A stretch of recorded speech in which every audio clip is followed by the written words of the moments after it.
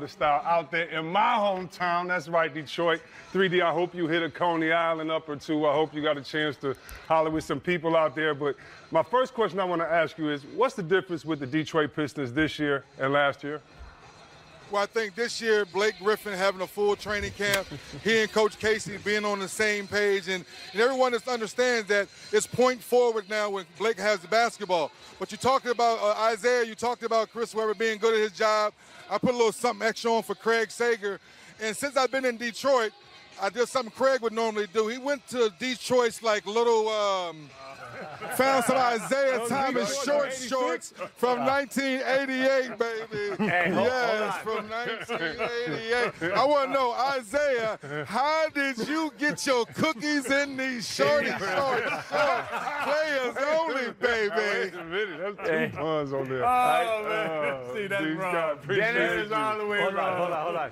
Dennis, don't even try to put those on, brother. Not even to sleep in. Just hey, thanks, DC. Thanks, D. Scott. We'll catch up with you a bit later. Oh, man. Always good. Holla, man, D. Scott. And we heard him talk about Blake Griffin. Now, Blake Griffin and Anthony Cooper are the only two players that average over 20 points, 8 rebounds, and 5 assists. And no one has had more double-doubles than Andre Drummond since he's entered into the league. Is this one of the best big men back, front courts in the game, in your opinion? And I love watching it. It's nice watching a 4- and 5-man play. Drummond does his thing. He's going to roll hard. He's going to get balls around the hoop. He's actually got a little better offensive game off the dribble attacking. He's improved that area. But, Blake just sets up so many plays for everybody. It's nice to see a power forward handle the ball and attack and make plays for others. But it's really nice to see that Blake has taken on the challenge. I always kind of wanted this Blake Griffin with the Clippers. I always thought, if they're going to go someplace special, conference finals, NBA finals, he has to be this Blake Griffin, and he never seemed to do it.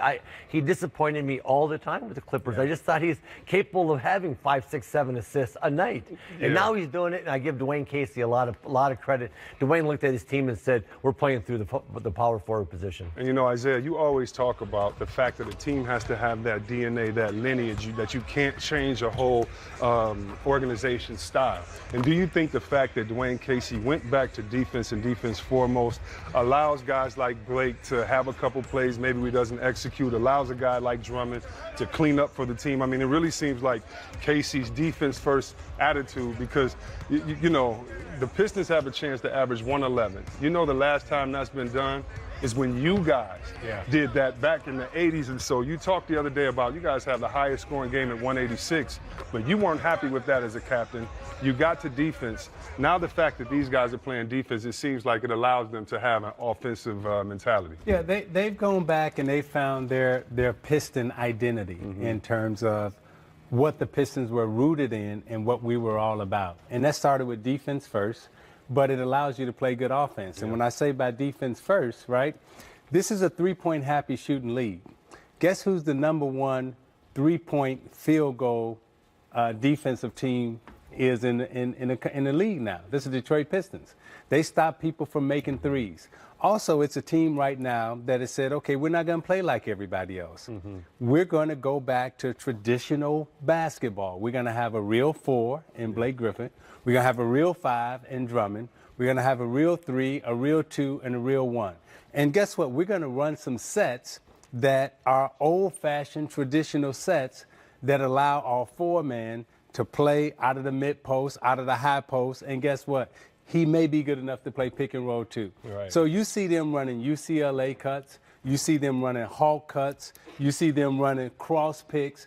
People aren't used to defending those kind of basketball plays anymore on the defensive side of the ball. And consequently, Detroit is playing old school basketball and winning in the new school league. And one thing I have to say about when I watch them play, they take the three-point shooters they want out of the game. They'll let other people shoot threes. It's not like they don't. What a concept, yeah, right? How about that? Yeah. But they are really good at running the players that they don't want taking those threes off the line.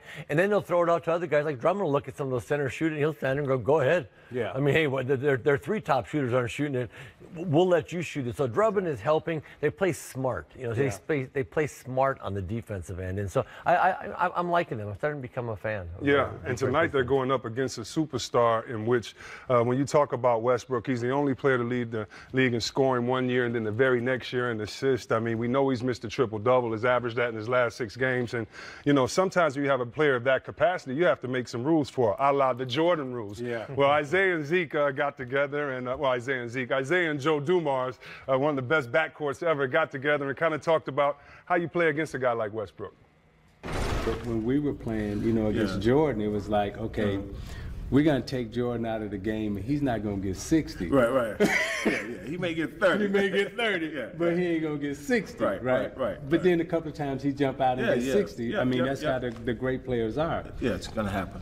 But I don't know if I see a Westbrook rule that's been implemented by any team. I haven't seen one either, and I would also say this about Westbrook himself. Westbrook is so athletic and so fast and so fierce in the way he plays. You know, a guy coming at you like that full speed and he's coming all night long, what's the rule? You know what I'm saying? Well, I mean, you know, what our rule would have been, you can't do that no more. So. No, you probably pick him up full court and say you can't let him gather up that speed. Yeah. But at the same time, if he get by you with his speed, you help. Now, Zeke, you joke about the help or the communication because you guys used to communicate. But let me ask you something. Back in the day, I remember Rod Strickland, he was on the bus and he was just like, man, I was like, what's wrong? He said, man, I got to go against Muggsy Bogues tonight. I'm like, all right, we're going to post him up. He's like, he chases me 94 feet and you come and set picks. And I was just really like, I'm like, that bother you? And he was just like, it takes so much. As a point guard that has to score and play defense, did it take a lot out of you playing 94 feet? And would you do that today against a player like Westbrook? 100%. And what we mean by picking up 94 feet, see, if I don't allow you to get up ahead of steam, okay, you can't get out of the sprinter's box. Right? So when you down in your sprint stance, you can't get out of the box. If I'm picking you up 94 feet and I'm putting defensive pressure on you, now I got you turning in the backcourt. Now I got you working in the backcourt. And the best defensive player out on the floor is the 24-second clock. Okay, that's the best defender out on the floor.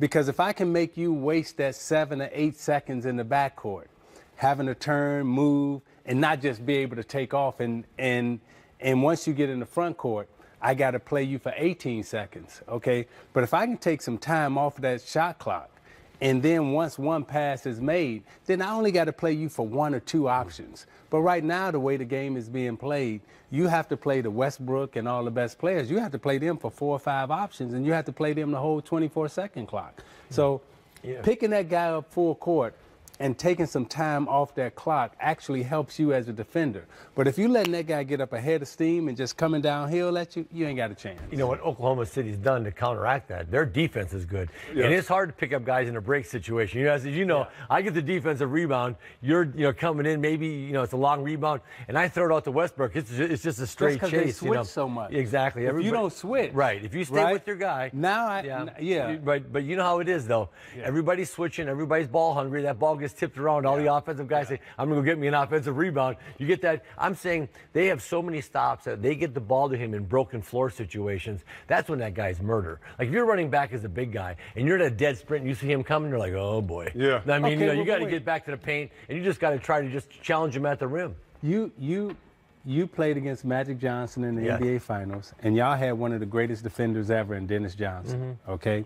And the game plan was pick Magic up full court, right? And if there's a missed shot, get to him early, okay? Now, and y'all didn't do a whole lot of switching. No. So because of the cross matches now, you can't get to a Westbrook early because Westbrook may end up on your center, right? And the shot goes up, and so now that guard can't get to Westbrook, so now he's coming back down. He's coming, downhill.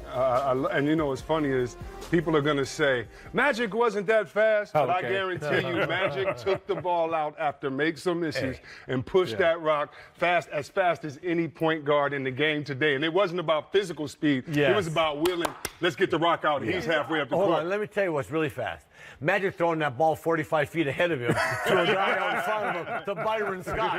That's really fast. His ability to throw the ball from the backcourt to the front court made him the fastest player on the court because he was throwing that stuff. I know one thing, that ball travels a lot faster than you can run. That's right about you're right about but that. But y'all did a great. Actually, y'all gave us the strategy of getting the Magic early, you know, and that's how you slow guys like that down. And you got to be able to get to Westbrook early to be able to slow him down. You hear that, youth coaches